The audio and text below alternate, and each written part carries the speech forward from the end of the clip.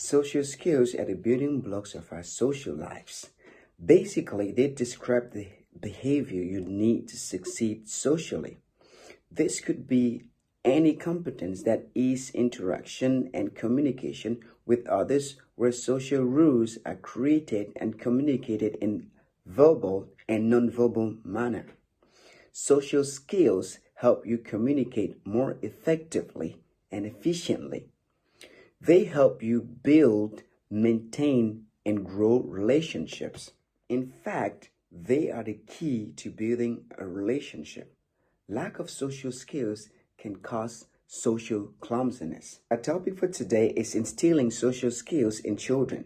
If you expect your child to learn and display good social skills, then you need to follow their interest. Observe how your kids play. Listen to them and be open to their ideas. Provide them with opportunities to go out and meet people.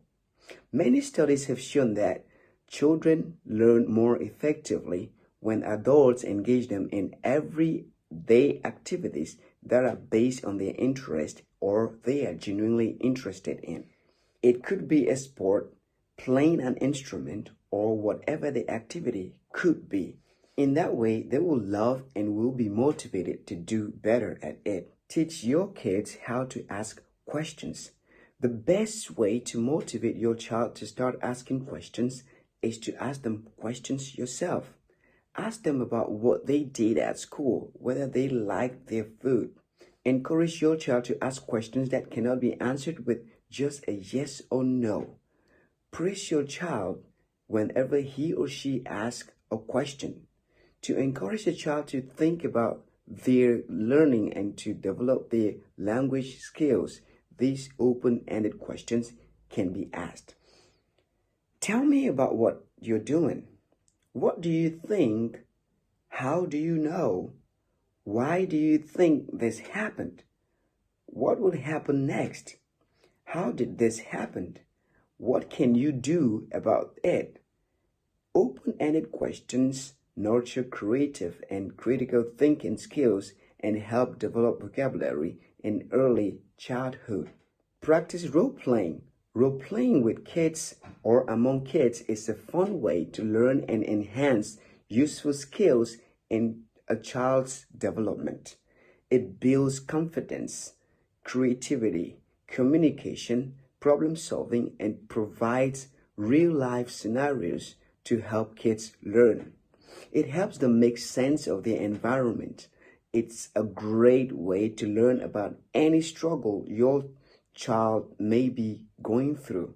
You can do role play with your kid, asking him or her to play the role of someone he doesn't like to talk with, after which you switch roles. You can assume a scenario where they did something wrong, a shopping scenario in a supermarket, a hospital scenario. Remind them of facial expression, body language, and eye contact. Teach your child empathy. The more children receive empathy, the more likely they are to offer it to others. So you have to empathize with your kid. Talk openly about emotions rather than dismissing or burying them. If your child is scared of the dark, instead of saying, "There's nothing to be afraid of," exploit the child's feelings. Ask him questions like, "Are you scared of the dark? What scares you about the dark?" This way, you can get a genuine reason why they are scared. If your child doesn't like another child, don't immediately say that is wrong, but ask why the child feels that way. This can lead to a discussion about the other child's actions and why the child might be acting that way. Nobody does anything without a reason.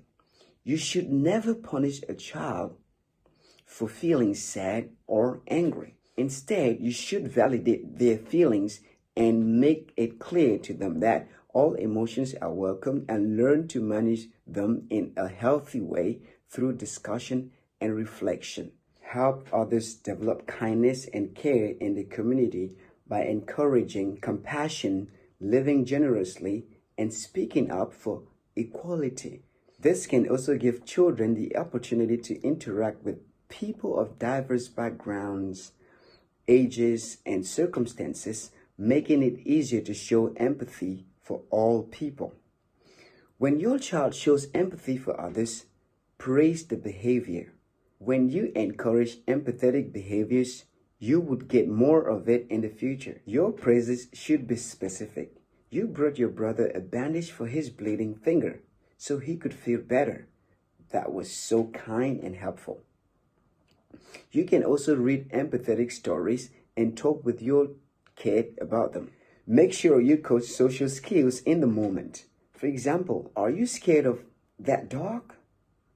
It's a good dog, but it's barking loudly. That can be scary. I will hold you until it goes away. Jack is feeling sad because you took his toy. Please give it back and choose another toy to play with. If your child seizes his or her brother's toy, ask questions like, how do you think your brother feels? How do you feel when your brother takes your toys? Ensure that the child looks at his face. He would obviously be sad. Ask them what they should do instead of seizing their brother's toys. At this point, you could teach a more appropriate response to want a toy, such as asking for a turn, making a trade, or playing with another toy while waiting. It's much easier for children to learn social skills when they are taught in context. You can also play emotional charades, talk about different situations and scenarios so that your kids can understand how people feel. To be empathetic, you have to be able to sense someone's emotions, imagine yourself in their situation, feeling happy or sad for someone given the situation. Developing empathy takes time and it will continue to develop across your child's life. Know your child's limits. Some kids are more sociable than others. If your child is a shy type, try taking him out more often, but avoid pressurizing him. A child who is shy or introverted should not be expected to interact like a child who is naturally outgoing. Some kids are comfortable with large settings while others are comfortable with peers when in small groups. Also consider time when you socialize with your kid. Some would not like long periods. Be a good role model. It is important to be consciously aware of how you interact with others in the presence of your kid. Ask questions if you have to, and also actively listen. Do you show genuine empathy for friends and family? Being an effective role model for your kid needs conscious effort and forethought.